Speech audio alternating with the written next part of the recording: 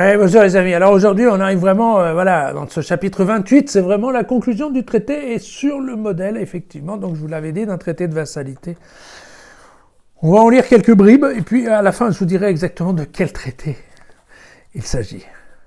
Si tu écoutes vraiment la voix du Seigneur ton Dieu en veillant à mettre en pratique tous ces commandements que je te donne aujourd'hui, alors le Seigneur ton Dieu te rendra supérieur à toutes les nations du pays.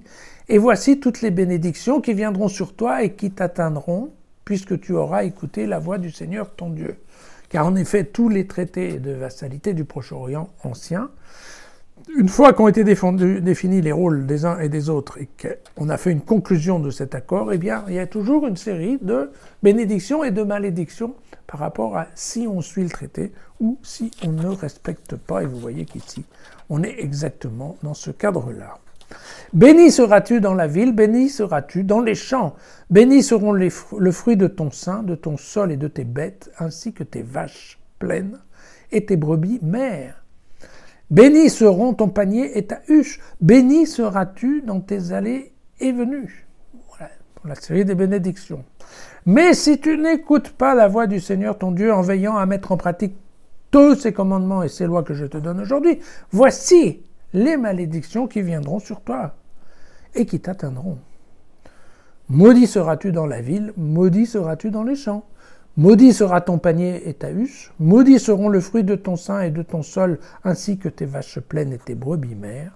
Maudit seras-tu dans tes allées et venues. Vous voyez que la construction du texte est tout à fait symétrique. Et alors après, il y a un passage qui est assez amusant, et je vous expliquerai pourquoi, mais vous allez écouter bien, vous verrez, c'est en fait assez drôle. Le Seigneur te frappera, on est dans les malédictions, hein. Le Seigneur te frappera de furoncles d'Égypte et de Psée, de Galles et de démangeaisons dont tu ne pourras guérir. Le Seigneur te frappera de folie, de cécité et d'égarement d'esprit. En plein midi, tu iras tâtonnant comme un aveugle dans les ténèbres et tu ne réussiras pas à trouver ta route. Tu ne seras jamais qu'un homme exploité et dépouillé, sans personne pour venir au secours. La fiancée que tu auras choisie, un autre couchera avec elle. La maison que tu auras construite, tu n'y habiteras pas.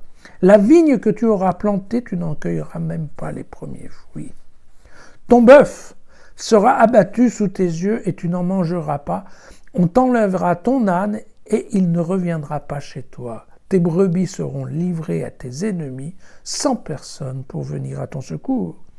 Tes fils et tes filles seront livrés à un autre peuple et tes yeux s'épuiseront à force de les guetter tout le jour.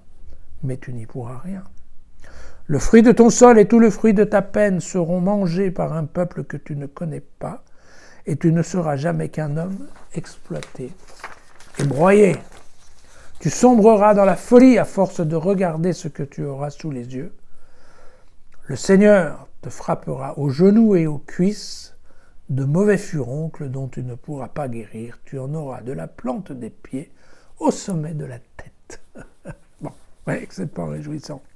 Alors, ce qui est intéressant, c'est qu'à la fin, là, ces versets 27 à 35, le dernier passage, c'est en fait une copie presque parfaite d'un traité qui est le traité d'Azarhadon, qui était un roi assyrien qui a vécu en moins 680 et jusqu'à moins 668. Et dans ce traité, en fait, il vouait la cécité au dieu de justice Shamash, voilà, qui était le dieu du soleil. On utilisait souvent le lien entre le dieu du soleil et le dieu de la justice pour parler de l'aveuglement judiciaire. Vous voyez, voilà.